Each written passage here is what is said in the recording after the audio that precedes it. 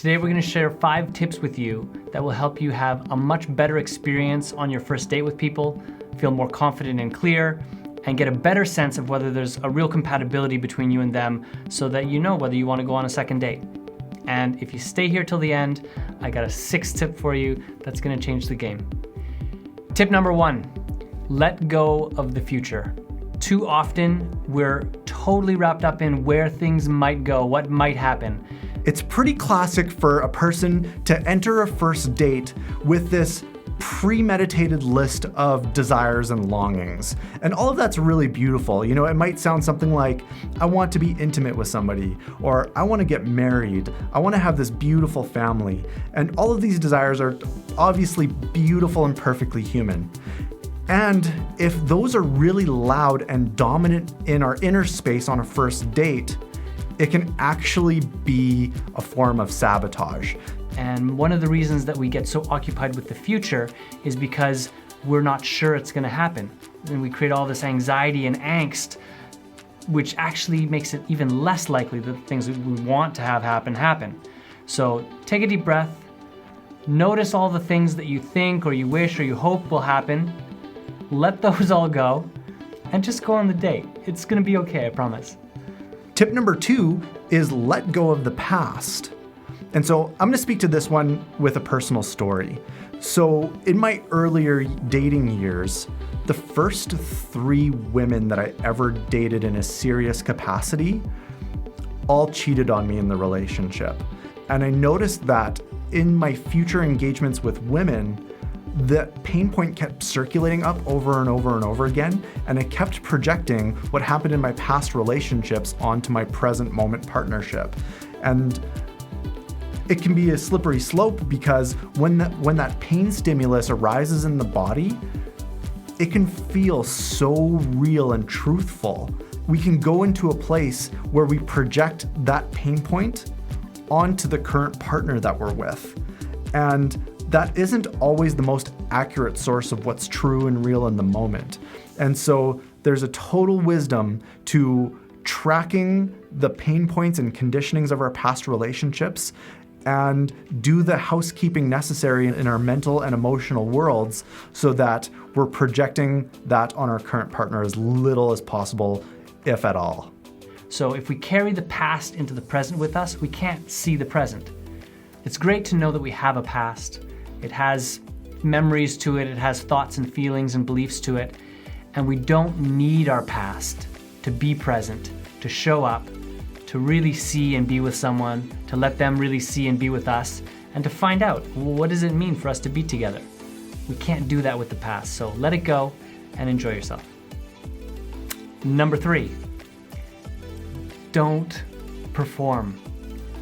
How classic is that? Where we go on a first date, we want to make a great impression, and so we shine ourselves up with what we interpret as the best parts of ourselves in order to put it on display.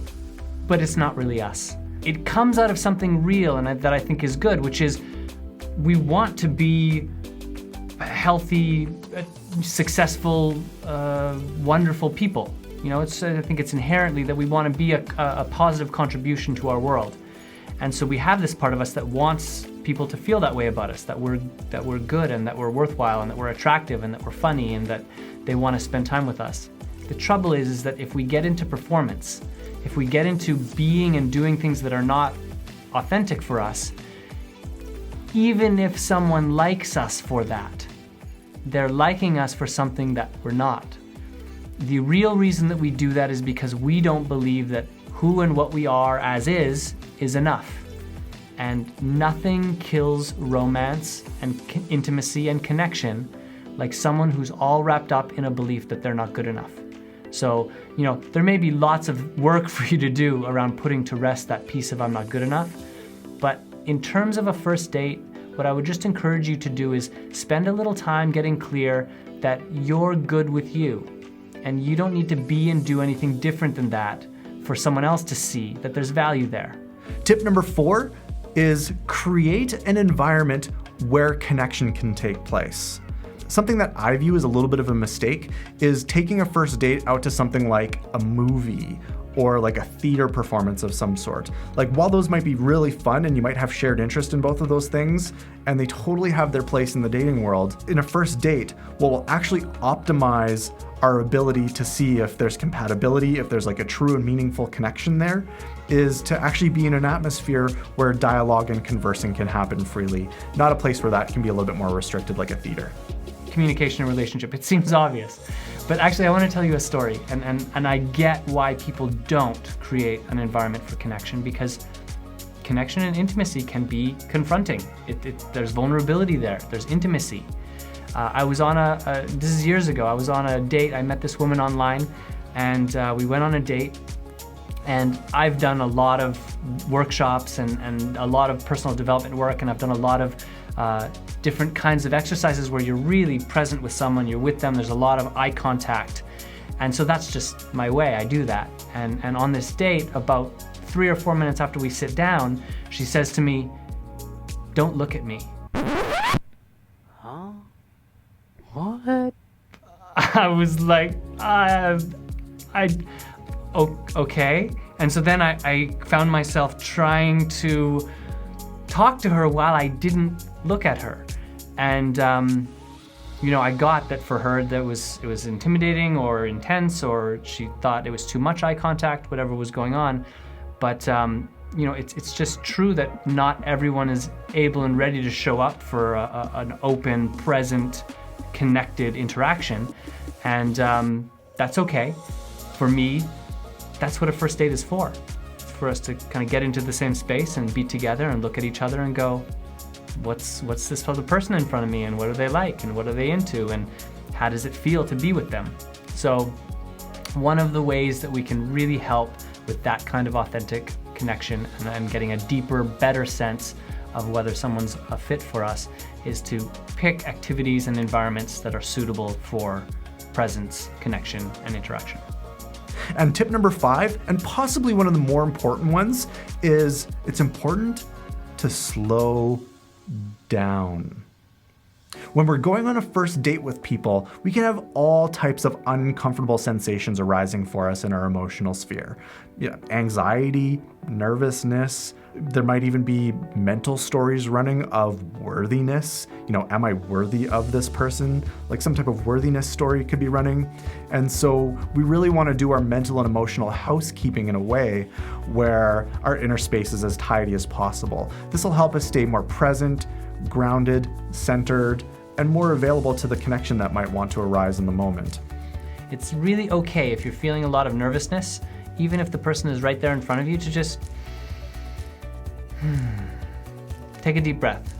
It does wonders for the nervous system. It helps with the kind of chemical mix in your brain, and it reminds you that you're in your body, you're alive, it's good to have a body, and you're okay. So slow down and breathe. And bonus tip number 6, limit your distractions. Come on, nobody wants to have a cell phone party on the first date. What it's about is really getting to know each other, being curious and explorative, and in a space of play and connection. And things that are distracting like cell phones or televisions, they can actually inhibit that process to a really high degree and give us an inaccurate representation of compatibility on the first date.